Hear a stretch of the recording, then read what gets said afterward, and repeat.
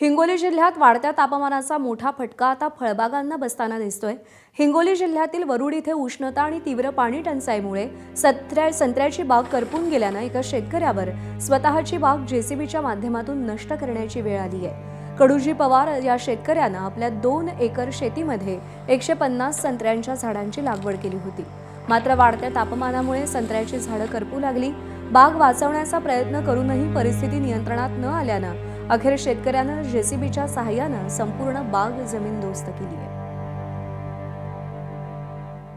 100-150 झाड होतं, त्यामधले पाण्याची पण जरा कमतरता भासू लागली आणि आज मग मी स्वतः निर्णय घेतला की आपल्या आता हे काढून टाकायचे। मग जेसीबीने मी आज स्वतःहून जेसीबी लावली आणि संत्री काढून घेतली।